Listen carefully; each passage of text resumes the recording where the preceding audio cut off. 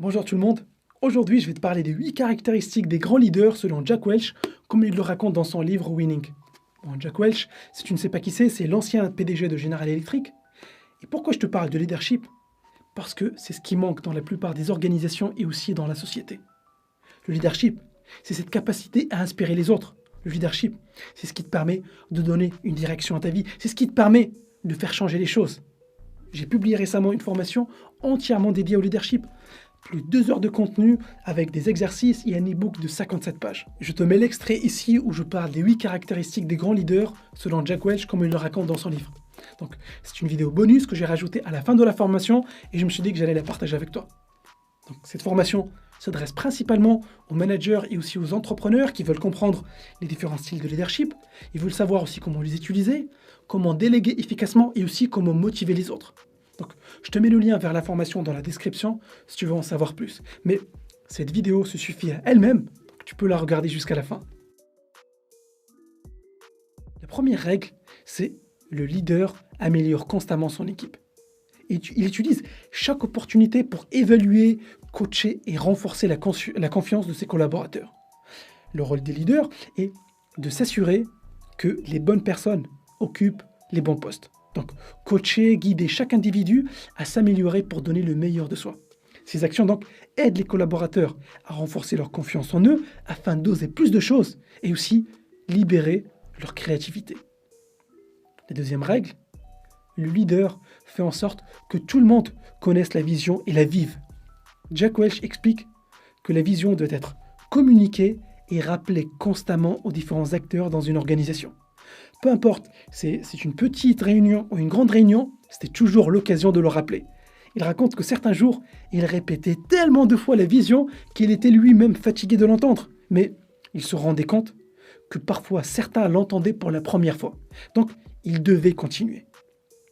La troisième règle, le leader se met en phase avec tous les membres du personnel.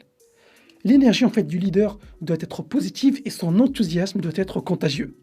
Un leader dynamique attire dans son organisation des personnes dynamiques. Un leader pessimiste attire des personnes négatives vers lui. Donc, on attire des personnes qui nous ressemblent. Ça ne veut pas dire qu'il faut toujours être de bonne humeur. Parfois, on reçoit des mauvaises nouvelles. Le travail peut être parfois difficile. Mais ce n'est pas une raison pour afficher une attitude négative. Le rôle du leader, c'est de garder la tête haute et de motiver les troupes même quand les choses vont mal. C'est justement cet enthousiasme qui permet à l'organisation de s'en sortir. La règle numéro 4, le leader instaure un climat de confiance. Jack Welch, tout le long de son livre, il insiste sur l'importance de la franchise et de la transparence. Donc, il nous explique qu'il faut dire les choses comme elles sont, et c'est justement cette franchise-là qui permet d'établir un climat de confiance. Car tout le monde sait à quoi s'attendre. Quand un collaborateur est performant, il le sait. Quand un collaborateur n'est pas à la hauteur, il doit le savoir aussi. Le leader donc doit faire preuve de franchise et de transparence. Il met aussi en garde les personnes à qui le pouvoir peut monter à la tête. Un leader ne doit pas se croire au-dessus des autres. Il ne doit pas s'approprier le travail de quelqu'un d'autre. Un leader a des responsabilités et il a besoin de ses collaborateurs pour assurer ses responsabilités. Règle numéro 5, le leader a le courage de prendre des décisions impopulaires. Certaines personnes vont tout faire pour éviter de prendre une décision par peur de froisser quelqu'un ou par peur de ne pas plaire. Un leader doit assumer ses responsabilités en prenant les décisions qu'il considère comme bonnes et non celles qui sont populaires.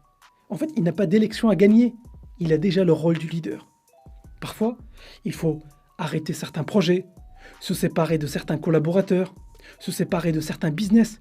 Ce sont ces décisions-là dures, mais qui doivent être prises et le leader est là pour prendre ces décisions si besoin. Règle numéro 6, le leader pose des questions et fait bouger les choses.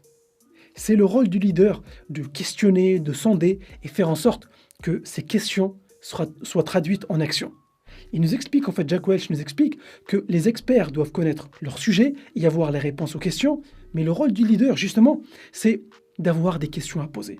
C'est à lui de challenger, de savoir pourquoi on prend telle décision, pourquoi pas une autre, et si on prenait une autre direction, Comment ça se fait que ce projet ne soit pas terminé déjà?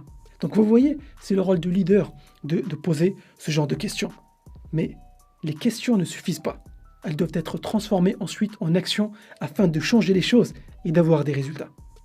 Règle numéro 7. Le leader inspire la prise de risque et l'apprentissage en donnant l'exemple. Les entreprises qui réussissent sont celles qui prennent des risques et apprennent de leurs erreurs. Donc le leader doit instaurer une culture où la prise de risque est acceptée. Une culture où tout le monde peut se tromper et apprendre de ses erreurs. Il doit être ouvert en fait par rapport même à ses propres erreurs et les leçons qu'il a tirées de ses erreurs. Si un leader encourage l'innovation, il ne doit pas punir l'échec. En fait, il n'y a pas d'innovation sans risque. Et c'est au leader justement d'instaurer ce climat où chaque membre de l'organisation se sent confiant d'oser et de prendre des initiatives. Règle numéro 8. Le leader célèbre les victoires. Les célébrations ne sont pas juste des moments de convivialité. Elles boostent la motivation aussi. Elles sont vraiment une opportunité de reconnaître les efforts de l'équipe ou de l'organisation. On voit bien les équipes de sport célébrer par exemple dans les vestiaires après les matchs. Donc les célébrations renforcent ce sentiment de victoire. Les entreprises doivent faire la même chose. Oui, les salariés sont payés pour faire ce travail-là, mais vous n'imaginez pas l'impact que ça peut avoir, en fait, même juste d'aller voir quelqu'un, le remercier ou lui serrer la main. Ce sont des simples gestes, mais qui peuvent vraiment booster la confiance en soi et booster aussi l'engagement. Parfois, les journées de travail peuvent être difficiles et c'est une raison de plus, en fait, pour profiter de chaque opportunité pour célébrer. Si le leader ne le fait pas, personne ne le fera. Donc, voilà, ça sera tout pour ce livre et même pour cette formation. J'espère maintenant que vous êtes plus clair sur les différentes options du leadership qui s'offrent à vous. Vous connaissez maintenant les techniques, donc mettez-les en application, mais n'oubliez pas de faire confiance à votre intuition. Vous êtes là où vous êtes aujourd'hui, car vous le méritez.